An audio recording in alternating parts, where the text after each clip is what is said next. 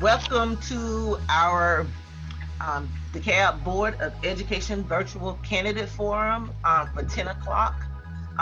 We are delighted that all of you have decided to spend some time with us this morning for the NAACP Virtual Candidate Forums. This is not a debate. This is an opportunity for candidates to ask questions and get educated more on the role and what your plans are for the role that you have qualified for. What we want to make sure that happens this time is that the candidates make sure that they respond to the moderator. Do not respond to anything in the chat. We have people that are monitoring the chat, but the candidates are to respond to the moderator, and she will direct the questions and with that today. And with that in mind, I'm going to turn it over to our fabulous co-host today, Mr. Tommy Travis. Good morning, everyone. As our president said, my name is Tommy Travis. I am the education chair of the NAACP DeKalb County branch number 5192B. I just want to give you a quick overview of what the NAACP education department do. Our main mission is to advocate for children, the equality of all children and children of color. And we do that by a variety of means, and we definitely need your support. But brief, that's enough about me. I'm going to go into a little bit about our great moderator today. It's Meredith Lily.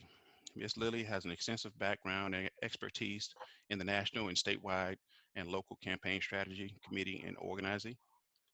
She's experienced in architect of galvanizing the masses.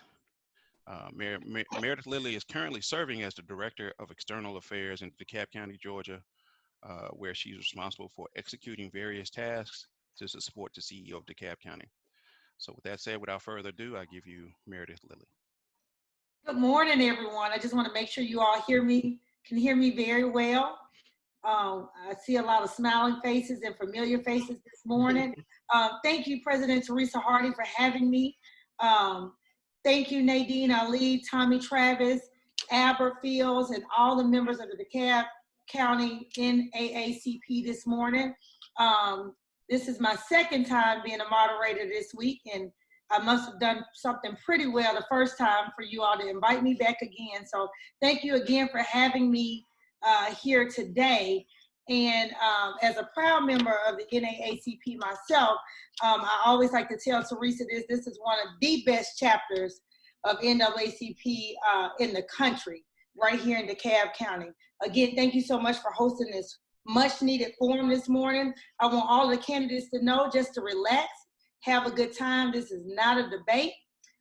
It's just an educational tool for the constituents and the citizens of DeKalb County. So just relax and have a good time. Just to go over a bit of ground rules this morning. We will have 2 minutes for opening statements, 2 minutes. Then once we start asking questions, you have 1 minute to answer the questions. And then we'll close out with 1 minute closing statement. So again, that's a 2 minute opening statement. You have 1 minute to answer each question, and you have 1 minute closing statement. Nadine Ali is our timekeeper. So while you're answering the questions, make sure you look up at her and just see how much time you have left.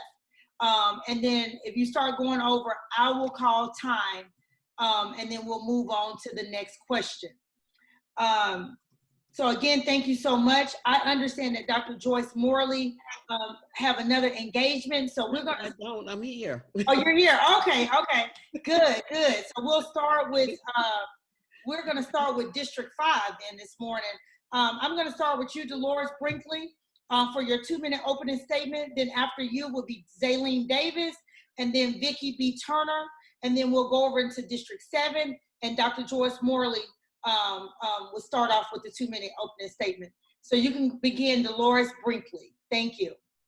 Good morning. My name is DeLores Brinkley.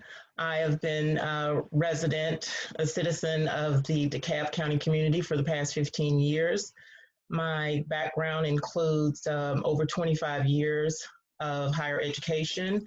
I have experience in teaching undergraduate and graduate level college and university students, master's level students, doctoral level students. I have a background in clinical psychology. I have a master's in clinical psychology as well as a doctorate in clinical psychology. I also have a master's in public health in maternal and child health. I believe that being an advocate for education, for ongoing lifelong learning, those are things that are passionate and have driven me to have an interest in running for this 5th district board of the board of school board, excuse me. I'm a little bit nervous here, but I've actually have kids that have graduated, matriculated through the school system. And one of the reasons, these are some of the reasons why I'm passionate about running. In addition to that, I have grandchildren that are now attending the DeKalb community schools. And those areas are some of the reasons why I'm gravitating towards running for this candidacy. In terms of other things that I do, I have 2 businesses that I run myself in entrepreneurship. One is a new trend, and it's in a program for public health safety products. And I also do sexual harassment, cultural diversity, and anger management consultations. Thank you so much. Next candidate, ZEHLINE Davis. She's in mute. Ms. Davis, please unmute your phone. ZEHLINE Davis.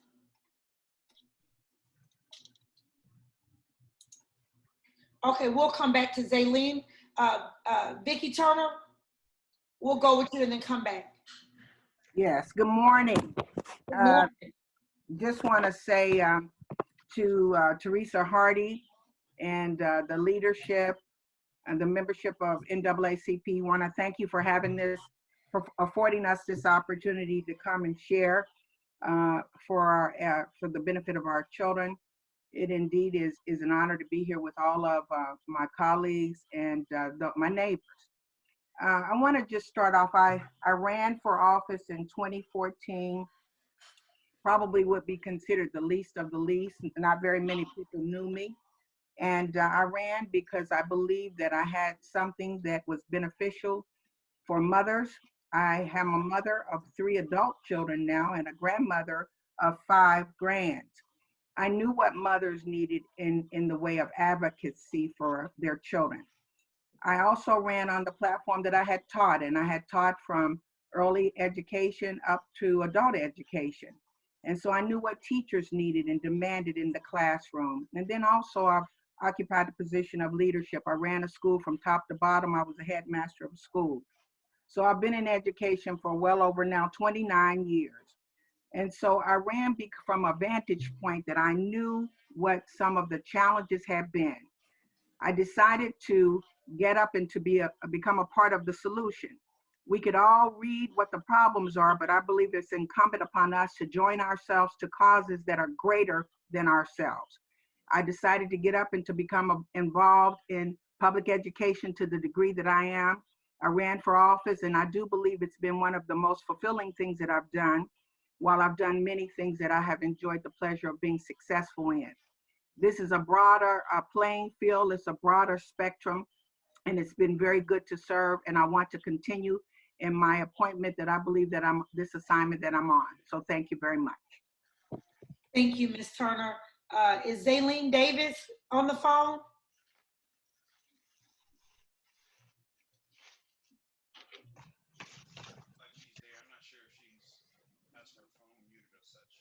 Okay, Travis, go ahead and call her, and I'm going to move on to Dr. Joyce Morley. for her 2-minute opening statement. Good morning to everyone, and I hope everyone is doing well. It is so great to see everyone, especially in the time such as this. We're dealing with the COVID-19 coronavirus. I am an educator. I have been on the DeKalb County School Board for 7 years. I was first appointed by then Governor Nathan Deal to fill one of 6 positions out of 600, almost 700 applicants. I ran again, and I was able to win my election seat again with over 62% of the votes. Ran the second time unopposed, and I'm running again this year unopposed. I have taught every grade level from 1st through 12th. I am a certified elementary teacher. I am a certified school counselor. I've worked with children in the school district in counseling. I served as a dean of students, a curriculum specialist. I am certified for life as an administrator, superintendent, and I've taught at the post-secondary level. I am a board certified executive coach. I am also a board certified and licensed psychotherapist, marriage family therapist. I have 3 daughters. I have 3 grandchildren. I have just a lot. Well, I have 4 grandchildren. I have an older granddaughter who's a Spelman graduate. All 3 of my daughters are Spelman graduates. And I am also a product of public education. My children are a product of public education. And so it's enlightening. I was a part of helping the district to be able to come back together. When I joined the board in 2013, we were $14.9 million in deficit. And we were able to, in 2 years, to bring the district back to a $92 million general fund balance. And so I've been an educator forever and a day. And I believe in education. I believe in our children, public education, doing whatever we can to make sure that all children are educated. If all children are not educated, then we have a problem. So it's amazing how much that we say we're for children, but oftentimes it's about selves. It cannot be about us. It has to be about the children. It's doing what's best for the children. An educated society is a powerful society, especially when it comes to Black and brown children, making sure that they have the things that they need to have and being able to move forward. I look forward to serving again in my seat. Thank you all. Oh, you're on mute. You're on mute. Thank you so much. Thank you so much, Dr. Joyce Morley. I'm going to try one more time and see if ZEHLINE Davis has muted her phone. She is on the line, and Tommy Travis is calling her now, but we're going to keep going for the sake of time. And then once she joins in, I will allow her to give her opening statement. So we're going to go ahead and start jumping into the questions. Dr. Joyce Morley, I'm going to start with you with this first question. How has this pandemic changed the way that we should educate our children?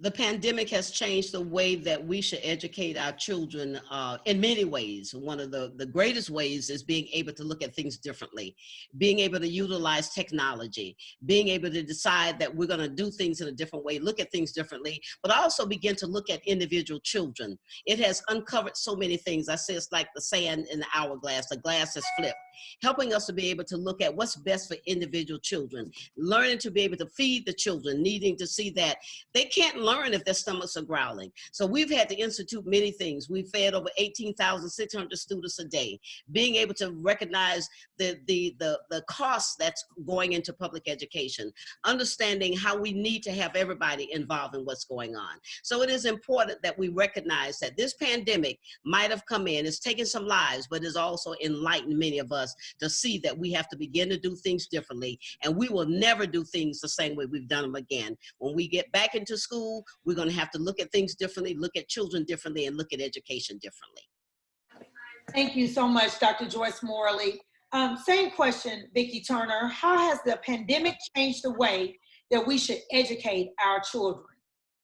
I think that in many ways it has benefited us, this pandemic, in ways that it's forced us out of a way of thinking.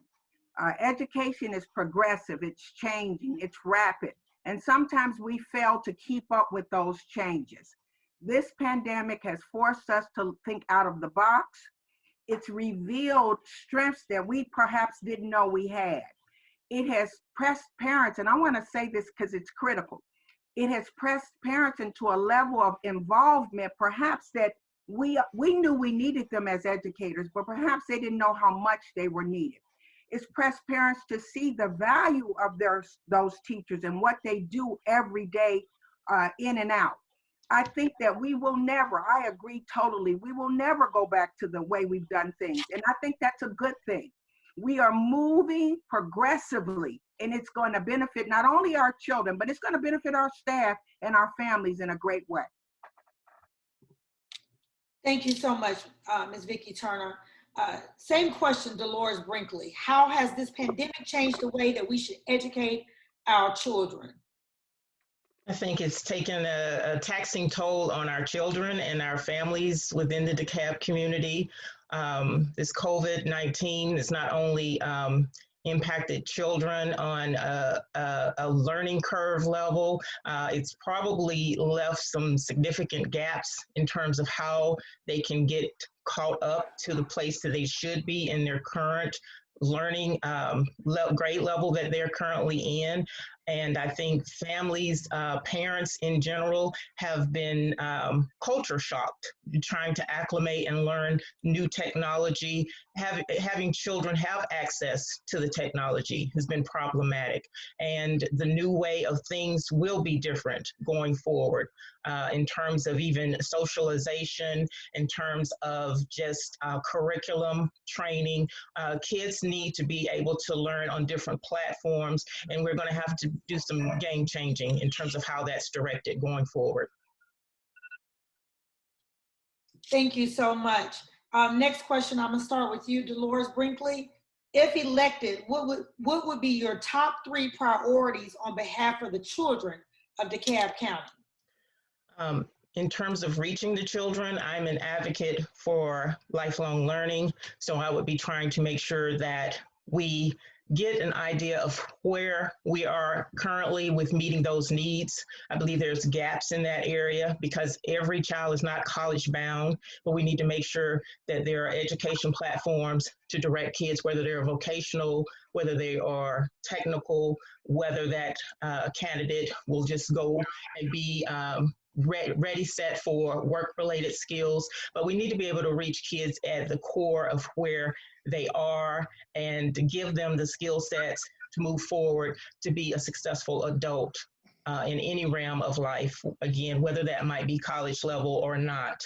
I think that some kids graduate and they're ill-equipped. So that would be one of my main goals. Also, connecting with parents and making sure that they are acclimated to this environment and being in the forefront of making sure that we can address this COVID pandemic would be the third thing. Time. Thank you so much, Delores. Next question is for Vickie Turner, and then the same question will go to Dr. Joyce Morley. What do you see as the greatest challenge facing DeKalb schools for the upcoming school year?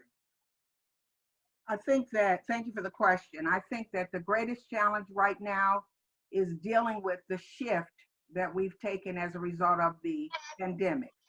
I think the challenge is, what does our new normal look like? It's always a challenge to start a new year. It's a lot that goes into that, but we have been impacted with something it's greater than us. What is that going to look like? How do you settle the fears of parents who are not sure that it's a safe time to send children back? How will we accomplish training and teaching children? Will we do a hybrid? Will we do a week where a group of students come, a B week where the second group of children come? We're going to have to come together, galvanize the troops. That will even include I think the community as well.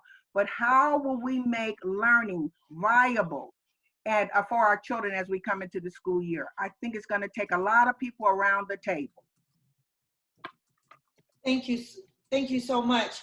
Same question, Dr. Morley. What do you see as the greatest challenge facing DeKalb schools for the upcoming school year? Thank you for that question. I believe one of the greatest challenges that's facing us for this upcoming school year is hiring a permanent superintendent, the right superintendent, someone that can actually lead us, be able to galvanize us, take us to where we need to be to the next level. Someone who cares about children, someone who's focused on children, someone who can make the shift. As I said, we will never go back to whatever was normal for some, might not have been normal for others. Being able to understand how we can begin to do something differently. We're going to have to look at education differently. We're going to have to look at the curriculum differently. We're going to have to look at someone who can bring in, that we can bring in, who can meet the needs of our children, to be able to help our children to be able to move forward, to ensure them and ensure parents that we are moving forward. So we're going to have to get that right person who can lead this district, begin to look at how can we restart, restructure, and begin to look at a different way of being able to educate, but not only educate, to uplift and look at them socially, emotionally, and deal with the psychological needs and other issues that are pressing us at this time. Great. Thank you for answering that, Dr. Morley, which kind of leads me to my next question. And Nadine, if you don't mind, I will give them 2 minutes each on this question, just because we are doing well on time. And so I'm going to address this question to each one of you. I'll start with you, Dr. Joyce Morley, and then Vickie Turner, and then over to DELORES Brinkley. As you know, majority of the DeKalb Board of Education members voted not to hire the sole finalist for superintendent. Given the important influence and leadership that comes from the superintendent, how will this impact the start of a new school year in the midst of a pandemic? And how would you handle this dilemma if elected or re-elected? Well, the thing about it, and thank you for that question, I'm already in the midst of handling it, being able to seek an interim superintendent and then a permanent superintendent. It's going to have a great impact. It's going to have a great effect. The bottom line is we have to begin to look at timing. This board and this community has to begin to look at when is it time to make certain moves. And I think that is something that we seem to have not learned yet. When is it time to be able to do certain things? When is it time to do a search? When is it time to bring in someone new? When you're looking at change, when you're looking at restructuring, restarting something that we didn't have anything to do with this COVID-19, but to bring in someone new, that person is going to be learning. Whomever they bring in is going to be learning. Everybody's going to be learning, but the bottom line is we cannot let that impact negatively our children and their learning. Education is for children. It's not for the adults. It's to be able to get them back into where they need to be. So I think one of the major things is us as a board and the community not rushing. I think one of the things that has been against us in the last few years, we have rushed to bring in somebody, and we get anybody, and it might not be the right body to be able to lead us through. So I would like to see us take our time. I would like to see us bring in that right interim person who can begin to look at and transition. We have to have a written transition plan. We have to also have a written succession plan. The board has to come together and recognize and letting that person know, here's what we need, here's what's best for our children. How are we going to do it? That plan has to have a timeline. That plan has to take into account every child that's in this district, all 100,000 plus. It has to look at the social, emotional needs of our children. It has to look at family and community engagement. It has to look at DeKalb County altogether. The bottom line is, if we don't have that right person, if we're not off to a right start, if we're not moving in the right direction, then we will not be able to do what we're supposed to do as educators. It is critical for us to make the right decisions on behalf of the children we serve, 100,000 precious commodities, our children. Thank you so much, Dr. Joyce Morley. Same question for you next, Ms. Vickie Turner. And if you want me to read it again, I will. Please do. Okay. As you know, majority of the DeKalb County Board of Education members voted not to hire the sole finalist for superintendent. Given the important influence and leadership that comes from the superintendent, how will this impact the start of a new school year in the midst of a pandemic? How would you handle this dilemma if elected? Thank you.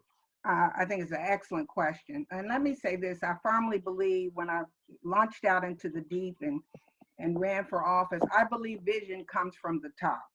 I don't believe it comes from the bottom up. It comes from the top and the oil drips down. I believe that this board, the Board of Education, is the visionary. We set the course of the vision. And anyone that comes in that we choose and we hire, and I fully vet that individual, they disseminate, they act out, they live out, they make that vision tangible and touchable. So that means when you have a leader, you can't have a leader that's driven just by personality. It should be driven by vision. Now, in light of the fact that we do not have our permanent leader in place, I won't be redundant, but we have a plan in place. This board is going to meet, and we're going to devise even how will we execute the plan. And so we've not done anything that's ill-advised. I think that we have taken account of the cost. And so it's unfortunate that we don't have a leader in place, but I do believe that we're going to put the plans together. You've got 7 people on this board that are highly educated people. No one's ignorant. No, everyone understands what is necessary to lead. And so we come together and you bring the strength of character and you make the right decisions for the district. The pandemic hit us all. It blindsided us. But guess what? As my grandson likes to say, guess what? Bad things happen. And the pandemic happened. It doesn't absolve us from the responsibility of seeking out the best leader. But in the meantime, can we function? Can we operate? I believe we have the tools that are necessary, the people that are necessary, the leaders that are necessary to carry on until. So right now, we have to play the hand that we've been dealt. It's been dealt us, and we must be skillful as we navigate these new waters. Thank you so much, Ms. Vickie Turner. Same question, DELORES Brinkley. Okay, thank you. It is a great question. And I believe that the current board has done a disservice to the children, to the families of DeKalb.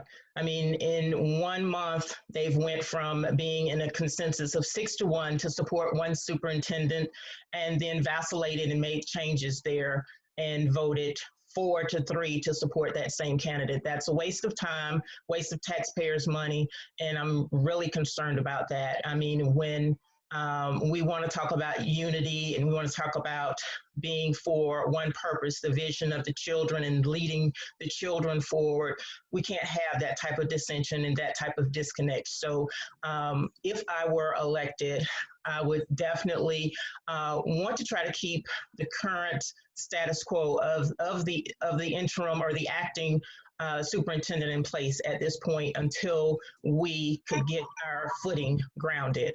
And in addition to that, I would want to make sure that we had enough technology set forth so that every student that's enrolled in the DeKalb school system would have access to technology to move forward in terms of whether we're going to have blended hybrid types of courses, whether we're going to have some type of tiered layer courses where kids would do some type of rotation of either coming for half a day and then rotating and having another subset of children coming for the latter part of the day. But we definitely need some implementation of change, and that would be what I would be moving forward with. And also making sure that it's cost effective, that we don't spend more money going into directions that are not needed right now, because we can't afford it. Our taxpayers cannot afford it, and we as a personal family and parents can't afford that. Thank you. Thank you, Ms. Brinkley. At this time, we can switch it back to 1 minute, Nadine. Dr. Joyce Morley first, and then Dr. Vickie Turner. Do you have any follow-up to what DELORES Brinkley just stated? And I'll start with you, Dr. Morley, and then Vickie Turner. Yes, I'm glad for this opportunity. Thank you so much. I'd like to clarify something that has been misstated. It was quoted. I did speak with the reporter. There was never, ever a 6-1 vote for this superintendent coming in. And I have stood where I stand, and I will stand where I stand again. And that needs to be cleared up. And I have asked the reporter to clear that up. There was never a 6-1 vote. That information has passed on. And one of the things I'd like to be able to see is that the community comes together, not react to situations and wait till things get to dire straits.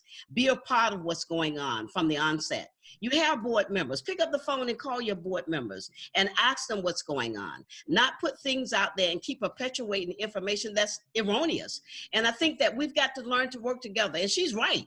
The board has to work together. If we can't work together, how do you work with the people that are out there? It's all about communication and respect. It's all about seeing that we're all supposed to be going in the same direction, working for the same things at the same time. That is not about us. It's about the children. And when we get off our high horses and stop going in the direction we're going into and work for children, we'll be better off. Thank you so much, Dr. Joyce Morley. Vickie Turner. Thank you. I'm glad for the rebuttal, the opportunity. I do believe that there's been a lot of misinformation out there. And of course, if all you have is the newspaper, then that's all you have. If that's all you have is online, that's it.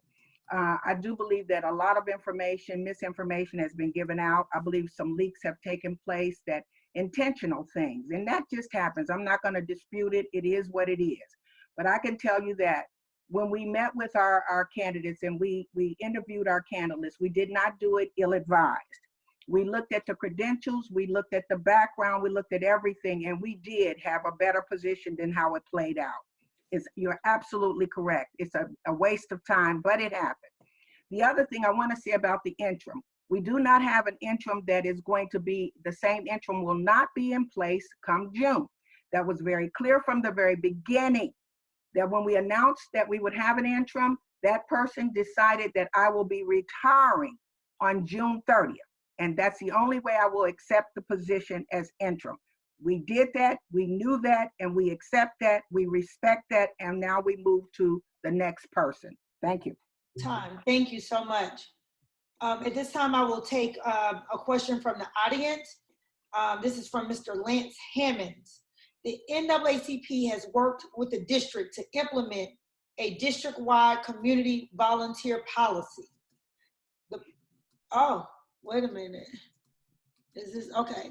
The policy after 18 months has not been approved, and the $200,000 budgeted for an online platform has not been implemented. If elected, will you complete this task? I will start with Dr. Joyce Morley, then DELORES BRINKLEY, and then Vickie Turner.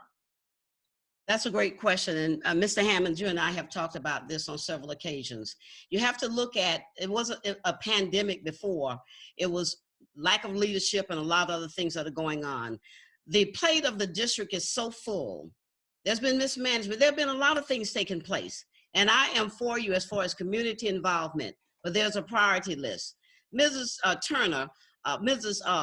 Tyson gave us a list of 67 key issues back in January that have to be dealt with. But because of the pandemic, those 67 items had to go aside. So looking at the community and the volunteerism coming in there is just one of the critical things. We have an e-splash that was over budgeted. There's so many things. We have the social emotional, a lot of things that are going on. It's not that you have been forgotten. It's not that the program from the NAACP has been forgotten. It's a matter of we have to begin to get the district stabilized. So in order to bring in other people, we have to clean up the inside of the house before we're trying to bring in other people. But know that your program is going to move forward. I can't tell you when, but we have to get this new person in place first. And thank you for your diligence in waiting on this program. Thank you so much. Next, DELORES BRINKLEY. I agree with some of the things that Dr. Turner has just mentioned. I mean, Dr. Joyce has just mentioned. The priority right now needs to be on the pandemic and getting the children addressed to this new way of learning. There are so many probably things that are on the agenda in terms of housekeeping issues that need to be addressed, and things will need to be prioritized in terms of what's salient, what needs to be readily assessed to get the learning curve going, get the children again introduced and acclimated to a new way of learning before any additional external community involvement things would take place. And I would definitely have to inventory what's there and take an assessment before we could move forward with any exchanges with what's been committed or what has been particularly extended for the community involvement. Thank you. Vickie Turner? Yes, thank you for the question. Lance, you know, I'm a believer in volunteerism, parents being in the schools. So I think you understand that and you know that to be true. Not just for the purposes of this forum, but you know that, and I've acted that out. I've demonstrated that out. I believe in the program. I supported the program. I'm probably the reason that that program was pushed the way it was and to get it in the schools, because I would not let it drop and die. So I think that it's a timing issue. We must wait. I don't believe it's gone away. It's just in a dormant stage right now until we really evaluate what is our new normal going to be. How will we put parents in there? How will we put volunteers in? How do you do it in the midst of what could be the potential of a spike later? So it's not going away. We just must be patient as we really map it out on how it needs to look so that we can continue it. And part of it is leadership. So please be patient with us. I believe in it. Thank you. Thank you so much. At this time, I think we have ZEHLINE Davis on the phone. Ms. Davis, can you unmute your phone and give us a 2-minute opening statement?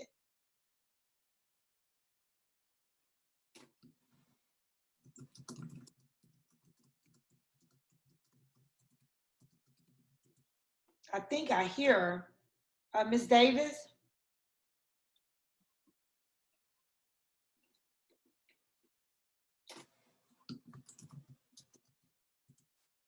Okay. While we're still trying to get her back. She keeps calling me. I'm gonna have her, Tommy, I'm gonna have her call you, okay? So that we can get.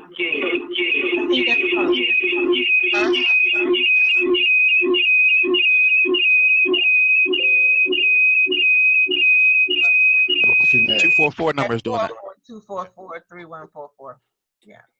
I think that's her. She sounds like she has her speakers on at the same time. That's what that feels But like. she has the computer on because I can hear it in the background when she's calling. So she just needs to mute the computer if she's gonna talk from her phone. Okay. Is she still there? I don't see the number anymore.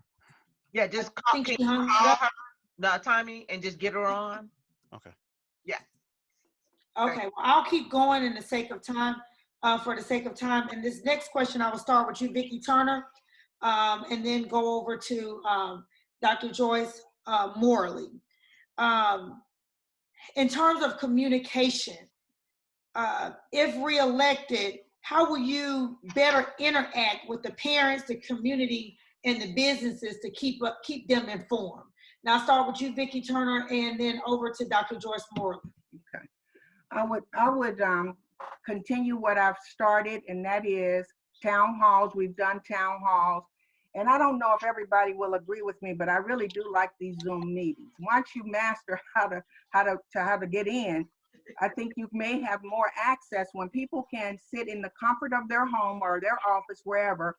Then we may be able to engage our community at a greater level that we've not in the past. So I'm looking forward to how technology will play in that. I've had town hall meetings where the percentage of people that have come out has been very low. But I will continue to go to our church. Our faith-based community is key to a lot of things that we need to do. I think our pastors have had a captive audience at least twice a week, and to be able to share and to partner with what we're doing in the district and get information out, disseminate that, it's going to be beneficial. I try to be very engaged in my schools. I'm in my schools. I'm getting what the needs of our leadership in the school is and bringing it back to our board. So I will continue on what I've already been doing, because I think it's, of course, there's ways of improving, but I will continue to do that because it's been good. Thank you. Thank you, Vickie Turner. Dr. Joyce Morley. That is a great question. I am one of the greatest proponents of parents and communities being engaged. My dissertation was on home visitation and parent involvement in education. I am the one on the board who has pushed for family engagement. This is why we have the Family Engagement Office. We now have over 500 parents, actually adult parents, who are going through the GED program. I believe in the conversations. I host what is called courageous conversations. And those conversations allow parents to be able to come together. Students coming with them, talking about the needs, talking about what's going on in the district, talking about where they want to go. So it's important that we have parents. I used to say when I was in the school system myself working, that it was just like going to the doctor. The doctor would never cut your head off if you go with a headache and treat your head and leave your your body in the waiting room. It's a systemic approach. It's a systems approach. The entire system has to be treated. And so it's a saying that you have to be able to work with parents and be able to get to the students. Parents are valuable. If we don't have the parents, we don't have the students. So it's very important that we actually work with everyone together. Thank you for that. Thank you so much. DELORES Brinkley, the same question, but I guess to you, what would you do different to interact with the parents, the community, and the businesses to keep them informed? Moving forward, I think it is still important to see what was in existence and to try to bridge the gaps if there were any. I think it is important to have virtual engagement at this point. ZEHLINE Davis is online. We would need to make sure that all kids and families have a way of connecting, and that may be through virtual engagements such as these Zoom processes, but we also need to make it a fun learning environment where kids and their families can maybe do some crafts and some virtual maybe paintings or other things that could again get everyone in a connection where we feel as though we're all learning, we're all evolving, we're all growing. I believe in faith-based connections. I believe in also getting leaders within the community involved in whatever platform they may be. Maybe they can also channel in more funding, dedicate more services in terms of what they can offer. I really like connecting with public health services, hospitals, nursing facilities, and things of that nature. Thank you. Thank you so much. I'm going to try this one last time. I think ZEHLINE Davis is on the line. Can you unmute your phone and give us a 2-minute opening statement? Mute the phone, they said. Okay, no, we can hear you. We can hear you. Hello? Yes, we can hear you well. The phone on mute. No. We can hear you Hello? well.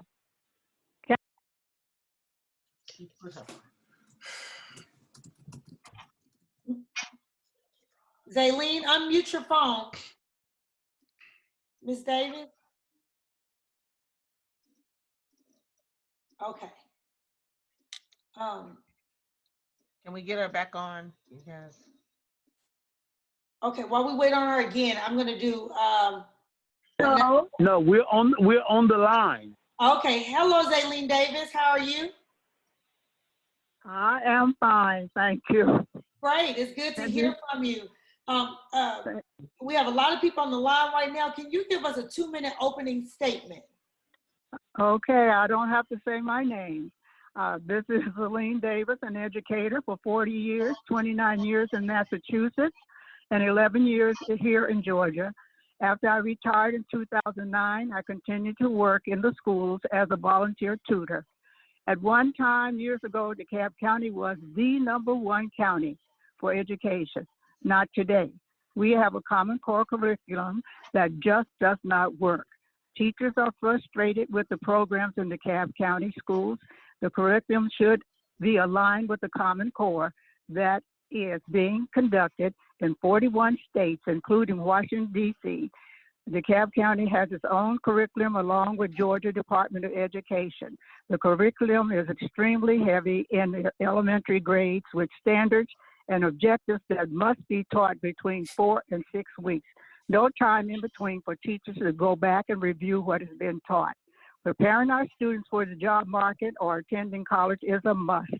Students who decide not to advance their education after high school should be prepared to enter the job market with skills supported by vocational educational courses and training in areas such as electrical, mechanical, computer technology, as well as food services.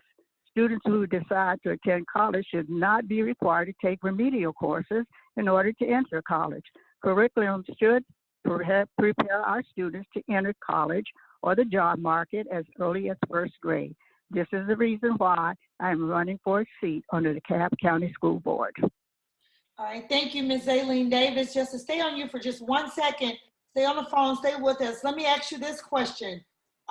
You gave us a few points during your opening statement, but if elected, what would be your top 3 priorities on behalf of the children of DeKalb County? Well, my top three would be that the children get a good education, and the first thing. And the next thing is that teachers would be able to teach. There is a problem in that area in the classrooms. And the third thing is in getting parents really involved in their children's education. Thank you so much, Ms. Davis. You can stay on.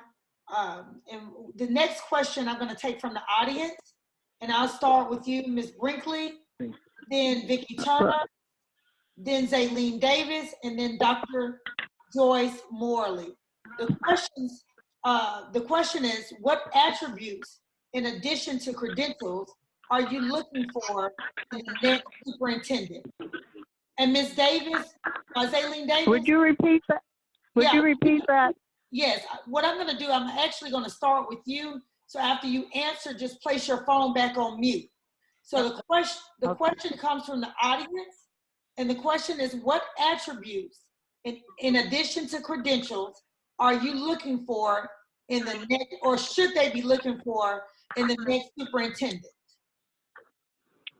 Okay.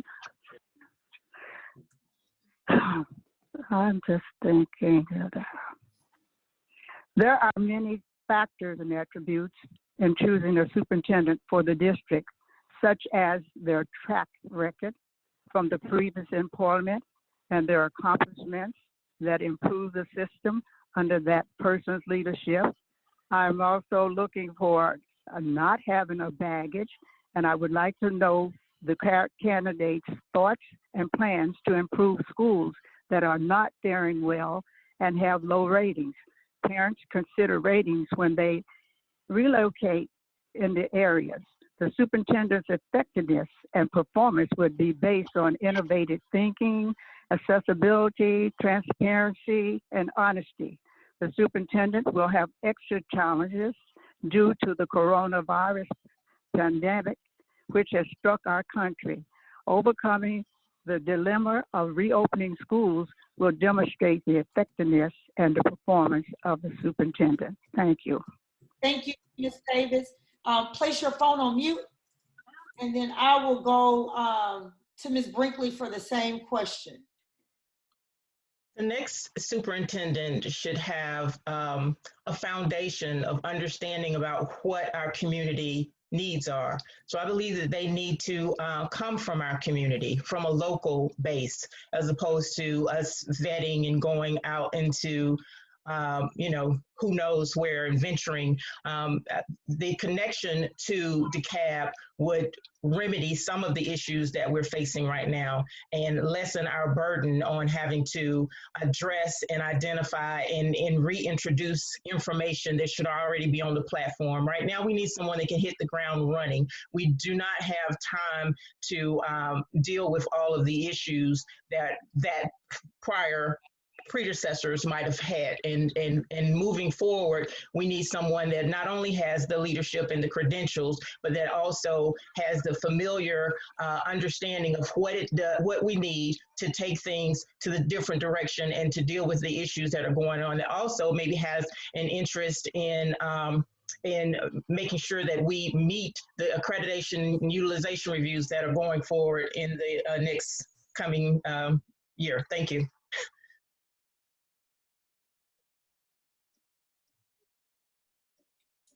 Vickie Turner, thank you. Okay, can you hear me? Yes. Okay, thank you.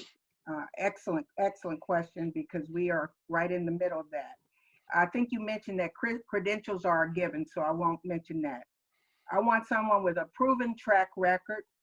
I want someone that has passion for children, not just children of one hue, but across the divide, passion for children. Crossover appeal, those that are able to gauge what is going on in the north of the district as well as the south and bring consensus building in the middle. Someone that's politically astute, that understand politics, whether we like it or not. We're in a political environment and you need to know how to navigate it. Someone that's willing and able and experienced. We need to cast the net as we're looking. I don't think we should just negate what's in front of us, but we must cast that net far and wide. because in order for, we must have a transformational leader. In order to do that, sometimes you got to be willing to look from the place of comfort and go a little bit further. So I'm open to that, and I think we should remain open to that for the experiences for our children. Thank you, Vickie Turner. Next, Dr. Joyce Morley. Thank you for that question. It's ironic because when I met with the search firm, I gave them a list, a 4-page list. So we don't have enough time for me to say everything that's needed in the superintendent. Anyone can have credentials, anyone can present paper, but it doesn't mean that that person has a success rate. I agree with Ms. Brinkley. Too often we're looking on the outside to fix what's on the inside, and we should have looked on the inside first. The other thing is looking at someone who is bought into children, someone who loves children, but someone who wants to be able to see children be educated. We're not looking for someone who is has an attitude, someone who's coming in here to cut people.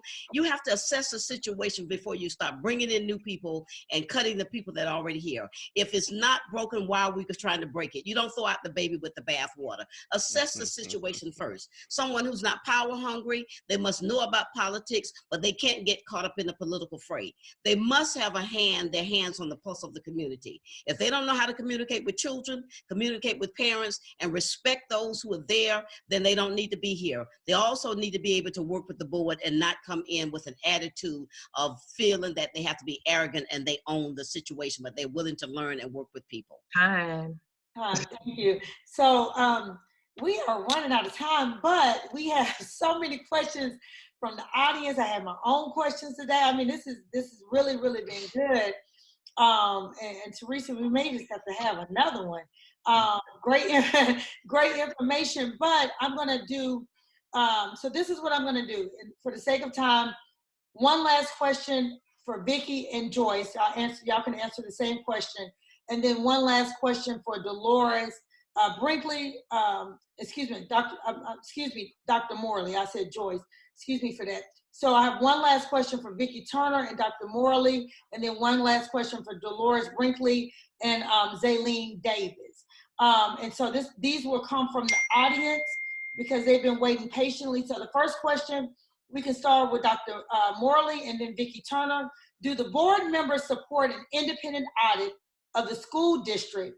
And what responsibility do board members have in ensuring the fiscal responsibility of the school? Great question. I support, and we have to have all 7 to support the audit, a physical audit of the district. We need to have one. That's reality. We are responsible for the spending. That's why so many times I have brought up issues. Too many to be able to name here. And I think oftentimes I like to see the community listen when things are brought up in the work session, watch the work sessions, watch the board meetings, to be able to see how money is being spent. We do have an audit committee. As a matter of fact, Ms. Turner, being the vice chair, is a chairperson of that audit committee. So we have to begin to look at how money is being spent, how it's being allocated. We can't throw money away. We're facing an almost $78 million budget cut this year. So we're going to have to do some things and do them differently because of the pandemic. But the first order is what is necessary. We have to begin to look at how we buy programs. Programs don't educate children. Teachers educate children. Pay your teachers well, pay the people who are going in that classroom well, treat them well, the counselors, psychologists, the social workers, all of those people, the custodians, the bus drivers, the lunch workers, all of these people have to be paid well. When we can do that, we will have physical responsibility, get rid of these high outside vendors that we're paying millions of dollars to. Thank you so much. Thank you so much, Dr. Morley, for your question. And I will ask the same question to you, Vickie. Do the board members support an independent audit of the school district? And what responsibility do board members have in ensuring the forensic responsibility of the school?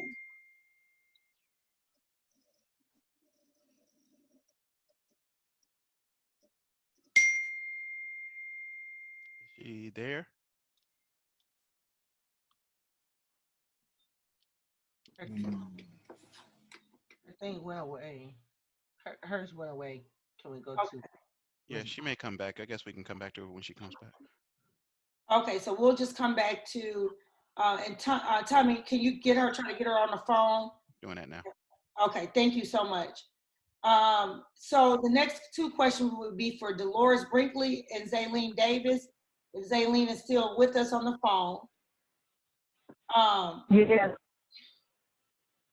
Okay, what would be the first two things that you would do differently as board members that you don't see that's going on now? What would you do different as board members on your first week, your first term, when you serve? And I'll start with ZEHLINE Davis on the phone.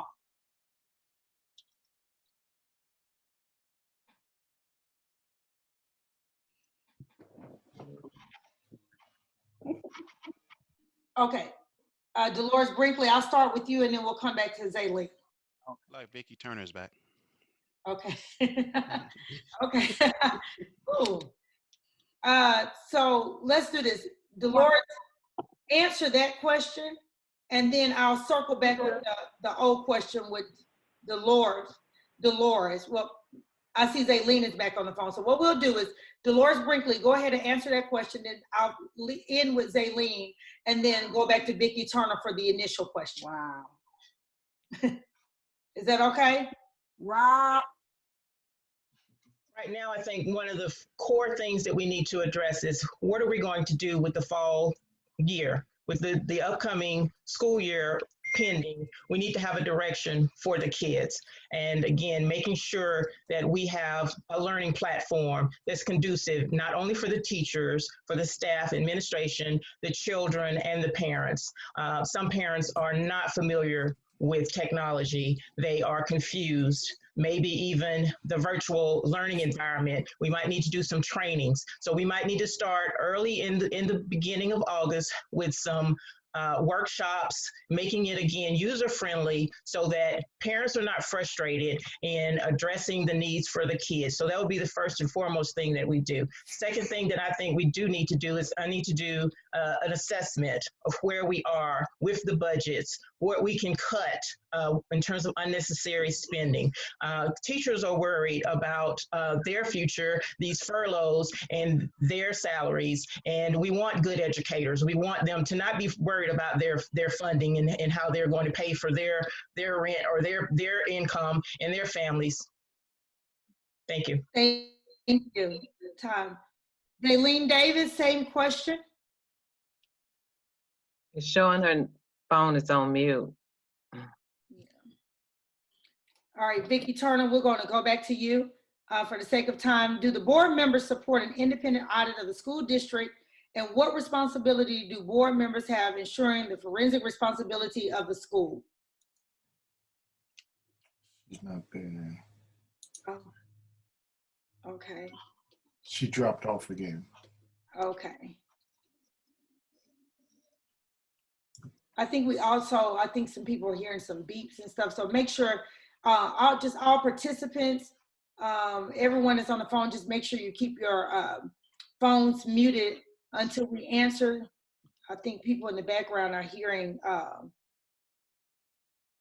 dings and beeps, if that's okay. So ZEHLINE Davis, I see that you're on.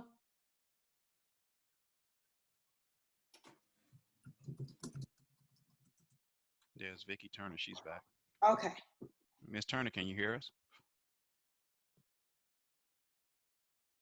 She may be frozen again.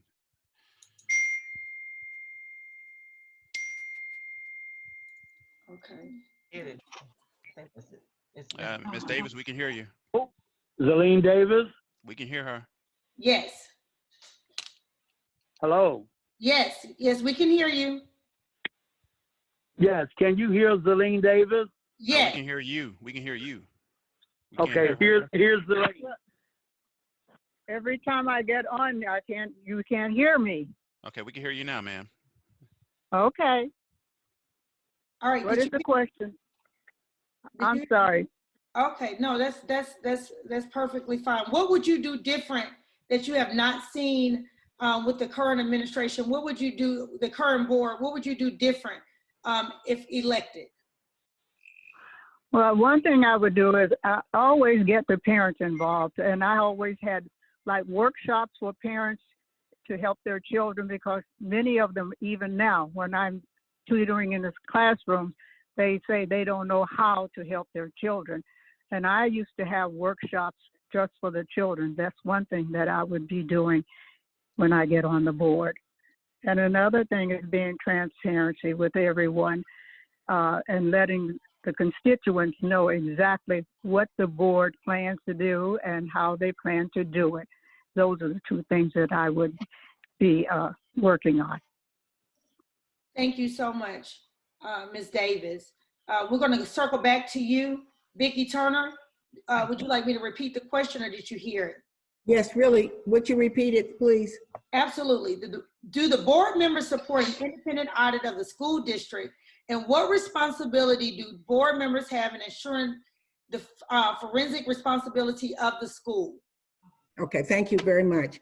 And I'm sorry about the technical issues. Okay, we got my name now. I absolutely support the audit. I think that we have to get an understanding, and not everyone has that. We're getting a performance audit. We're in the midst of that with the state of Georgia to make sure we're in compliance. And then once we are cleared by that with the state, we put 2 years in. And so once we are cleared and given clearance and make the requirements for those audits, we will venture out further and can look at even more of an in-depth audit, which could be a forensic audit. But I do believe that I, along with most of my colleagues, believe that we want to be accountable. We want to make sure we are streamlining. We want to make sure that we are being accountable and good stewards over the finances that we've been entrusted with. So absolutely, it is our fiduciary responsibility to make sure that the spending is on point and that it is much needed and that we're not wasteful in any way on how we handle taxpayers' money. Absolutely. Thank you, Vickie Turner. Going back, since we have DELORES Brinkley and ZEHLINE Davis still on the phone, it's kind of piggybacking off the question that you just answered. What current initiatives of the board do you support, and why do you support them? As far as an audit, we'll let Ms. ZEHLINE Davis go first, and then I'll go to you, DELORES. I support outside audits for the board. Can you hear me? Yes, thank you so much. DELORES. You're welcome. I too would support external, outside, independent audits, making sure that everything is transparent. I believe that we have responsibility to the public, to the residents, taxpayers of DeKalb, to give them a full spectrum of where current spending has went, making sure again that every dollar is accounted for, and that would be through a transparent, independent audit. In addition to that, I think that there has been areas where it has been wasteful, and at this point, we don't need to waste any more tax dollars. We need to make sure that everything is allocated appropriately, and if we can find ways to reduce spending, those would be some of the things that I would be tasked with doing, making sure that we reduce anything that's redundant, anything that's duplicate, or anything that's not necessary at this point. Thank you so much. ZEHLINE Davis, do you have any experience working with government budgets? Same question for you, DELORES Brinkley, after ZEHLINE Davis. No, I do not, but I will be learning when I get on the board. Thank you. Thank you so much. DELORES Brinkley? Not with government budgets, but I have been with nonprofit budgets, with grant writing, with corporate sector budgets, and with academic budgets. Thank you so much. I'm going to switch back over to Vickie Turner and Dr. Joyce Morley. This is a question from the audience.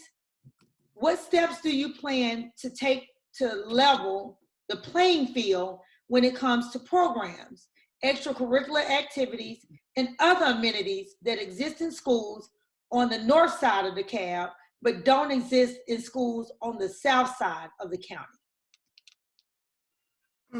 Let me just say this. Thank you for that question.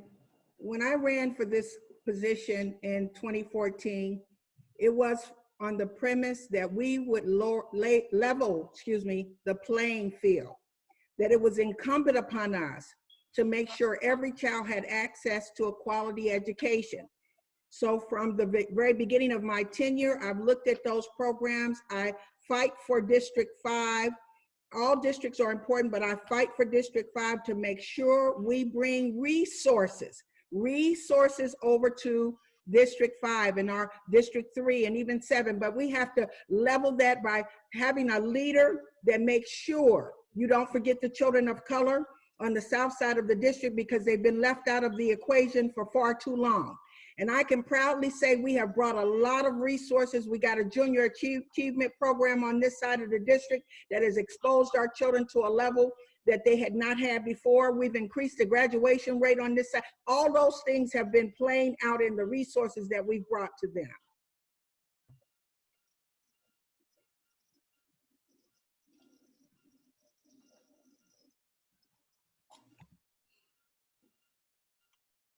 You're muted, Meredith. Yeah, Meredith, you muted. Talking away. Dr. Joyce Morley, same question. Thank you. That's a great question. I think one of the first things that those who are striving to get on the board, and those of us who are on the board, you have to remember there's 7 people on this board. And no matter what we want to do, if 7 people don't agree with it and we don't have a majority vote, it's not going to happen. A lot of things are taking place. I think, first of all, there has to be a mindset. The people in the South have to believe that they deserve to have what's best, and to have, there should be equity. I fought to have an equity policy for our children and for our adults. Children cannot be treated equitably if the adults are not treated equitably. So we have looked at making sure that the baseball field at Reed Ann was redone, making sure that Towers track field, all of those things I was a part of, making sure that cheerleaders have the same equal opportunity as other athletes, as the football players, the basketball players. But we need to have parents to get up and sometimes come to these board meetings. It's a shame and a disgrace that we have 100,000 students or more, and on any given occasion, we can count how many students, especially how many parents from the South, attend those business meetings. When the people in the North want something, they show up in mass. We need to see parents show up in mass. Let your voice sing out. It's a squeaky wheel that gets the oil. Thank you so much, Dr. Morley. I'm going to take one more question from the audience. I am scrolling up, looking for a question from Kathy that she asked earlier. Okay, thank you. After this question, we'll start with Dr. Joyce Morley, then Ms. Brinkley, then ZEHLINE, and then Vickie Turner. After this question, which is the last question, then we'll go into closing statements, which will be 1 minute each. So Kathy asks, with the budget shortfalls from previous eSPLOSH programs, what ways will you support being transparent to the DeKalb taxpayers as it relates to eSPLOSH? Dr. Joyce Morley. That's a good question, Kathy. I don't use the word transparency anymore. I've gotten rid of it. I like saying just being honest and be truthful. If you go back to the June 2019 board meeting, I was the one that exposed to the public that there was a shortfall, that there were things being covered up as far as the eSPLOSH was concerned. It was January and March of 2018 where the superintendent and others knew that there was a shortfall. At first, when we found out last year, it was supposed to be 60 million, but it's really like 160 something million. The bottom line comes down to is that we have to be honest. We have to be able to expose things. We have to have a board that doesn't make it look good to the public for the sake of looking good. We can't fix problems if you don't admit that there's a problem. And there's nothing wrong with falling, faltering, and faulting. The problem is not getting back up. How do we get back up and then figure out what are we going to do? Not casting blame, coming together as 7 people working together. And until we can work together to look at it and admit that there's a problem, we can't come together and admit in what we need to do in order to come with the plan to fix the problem. So we need to be honest, we need to be truthful, and we need to tell the public the truth and work with them. Thank you, Dr. Joyce Morley. DeLores Brinkley, the same question, please. Well, I believe that there are existing gaps, there are existing issues. Those need to be addressed. We do need independent, transparent, open audits that are available and accessible to the public, to the residents and community of DeKalb. We also need to move forward in looking at new ways of funding, new grants and opportunities that might be accessible for our DeKalb community based on some of the crises that we're dealing with right now. I believe that we are serving ourselves at a disadvantage when we are not ready and accountable with the existing audits that need to be available so that we can get the state funding. If things are sitting on the table because we are delaying or not getting forward with what we need to do, then there's an issue there. So in terms of the school board, they need to, kind of get off of their ruffles and get things done so that the DeKalb community can get that funding in. Thank you so much, Ms. Brinkley. Next, ZEHLINE Davis.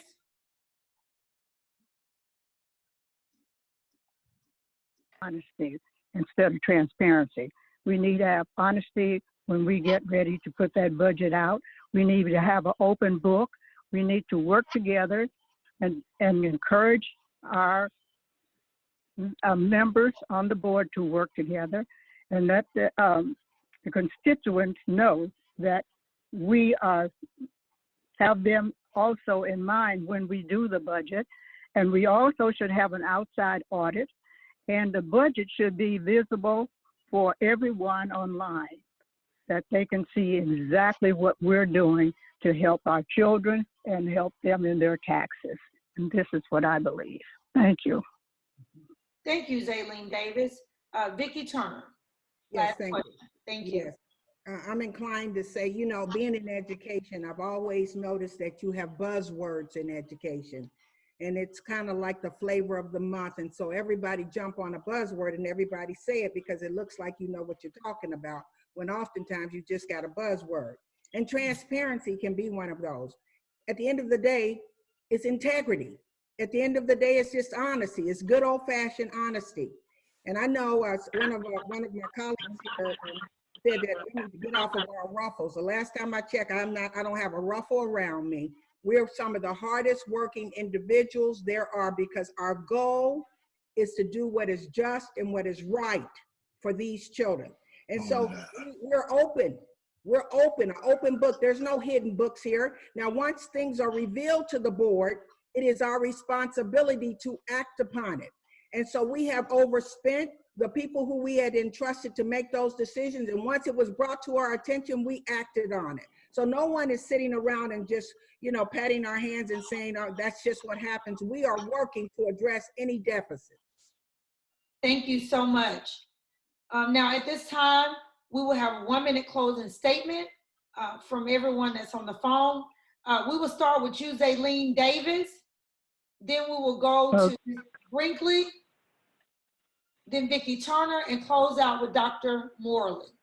1-minute closing statement. We will start with you, ZEHLINE Davis.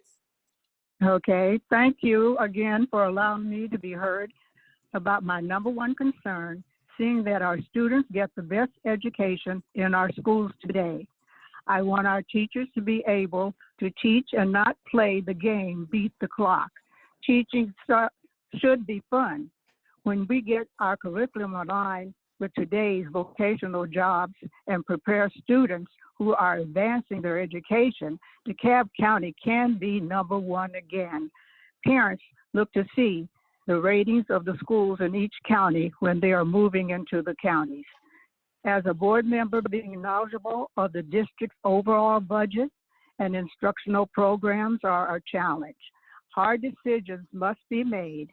I will examine the cost effectiveness of each program in order to provide constituents an explanation of how their tax dollars are spent for student achievement. When working together, superintendent, the board, parents, and teachers, we can make this happen. DeKalb County, #1, and ZEHLINE Davis, board member. Thank you. And also go online to my email address, davis2020.com. Thank you very much. Thank you, Ms. ZEHLINE Davis. Next, we will have 1-minute closing statement, DELORES Brinkley.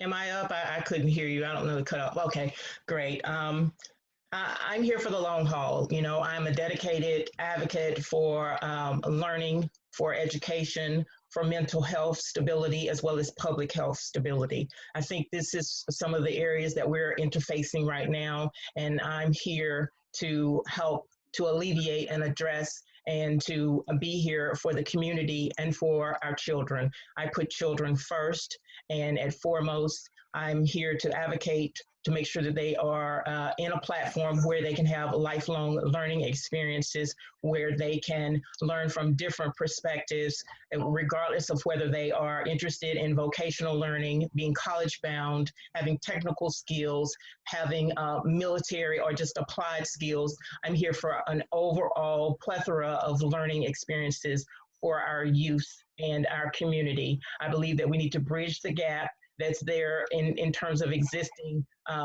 areas of issues that have been brought forth and discussed today, and I'm the one to do that. Vote for me, Dolores H. Brinkley. Thank you. Thank you, Ms. Brinkley. Ms. Vickie Turner. Thank you. Let me start off and say it's been my privilege. It has been my privilege to serve. I'm not a politician. I'm a public servant, and I love helping people. I love children. It goes without question. I love teachers. That's why we are the highest paying district for new teachers in the state of Georgia. And that's because this board came together and did some hard work and made sure that a person was worthy of their hire. We have built 8 new schools since I've been on the board.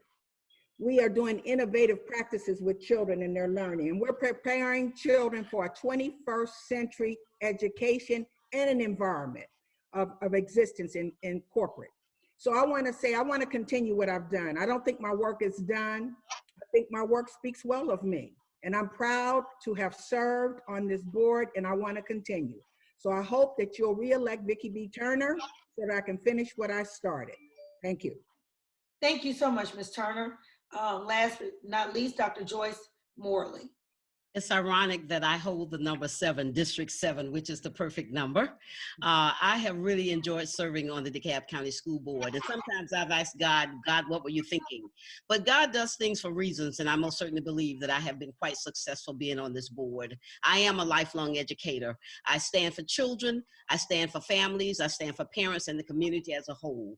Wanting to see that wholeness come together, looking at that systemic approach to being able to work with children, educating children, not only about the curriculum, but also looking at the buildings, the edifice, putting a roof on Towers High School, making sure that the Panola Way Elementary is painted and when children come in, it's vibrant, that the trees in the front that need to be cut down are cut down. It's a lot more than that. It's more of coming together and making sure that we're for the children, because an uneducated society is a failing society. Making sure that I continue what I've been doing all along. But I don't only have the reach here in DeKalb County on the board.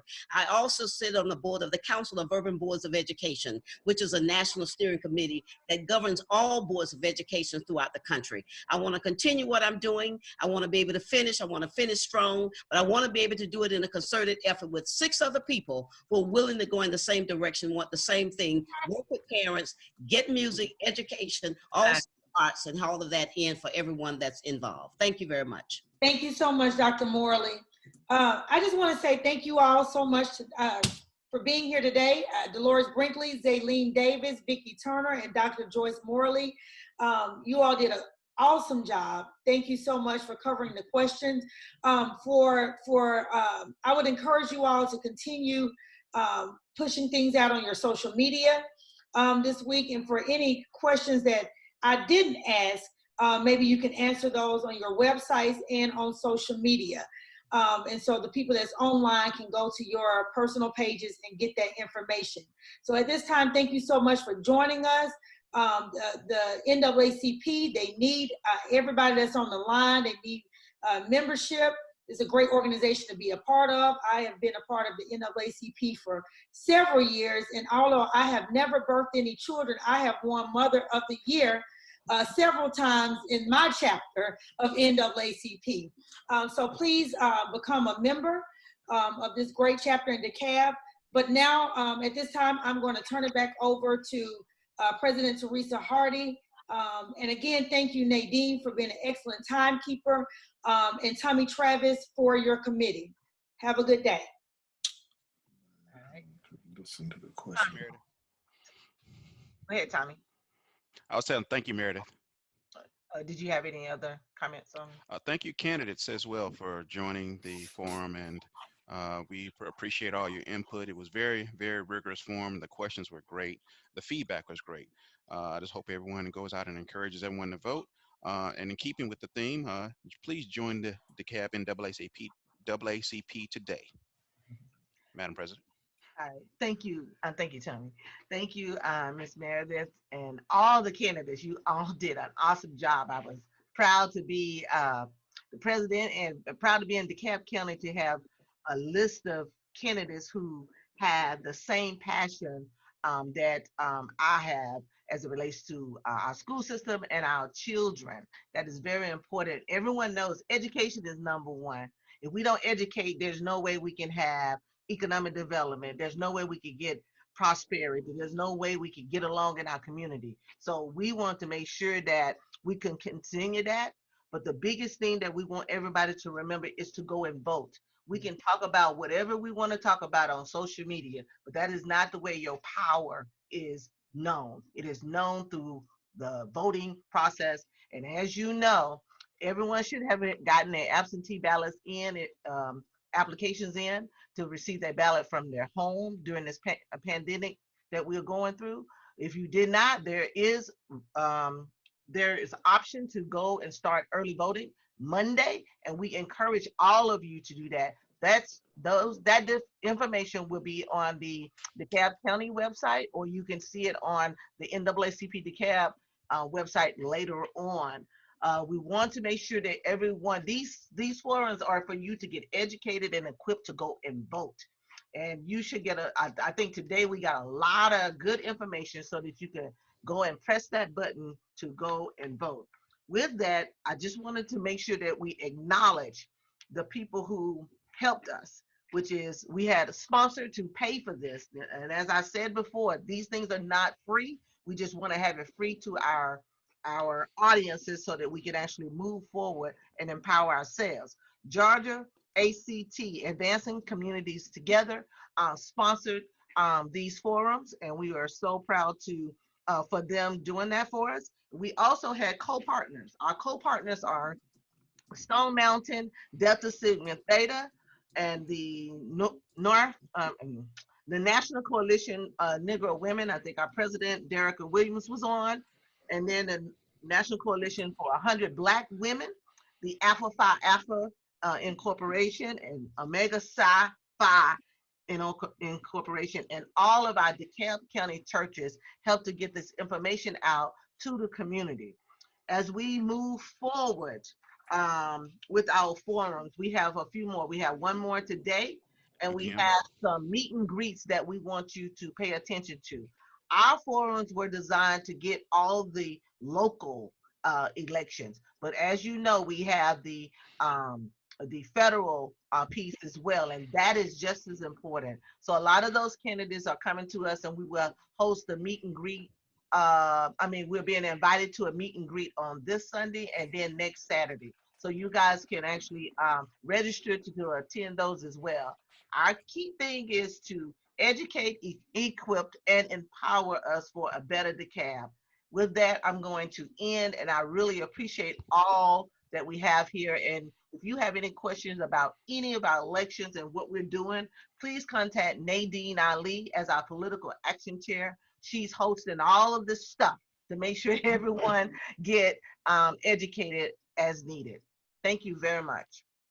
And President Hardy, could we invite everyone back to the 2 p.m. forum as well? The 2 p.m. education forum. Yes, you just did. Thank you. Thank you, everyone. Thank you, everyone. And best of luck, candidates. Thank you. All right. Thank you. Oh, I forgot to mention that.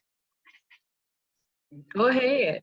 Okay, so yeah, this is a great thing. Thank you, whoever put that out there. This is great. One of our biggest accomplishments, we've been working on this project for 2 years. And on Thursday, we were able to install the Lynching Memorial in DeKalb County in front of the courthouse downtown. You are welcome to go and see it. On the front, it has the information around the lynching for America. I mean, no, I think that's the back.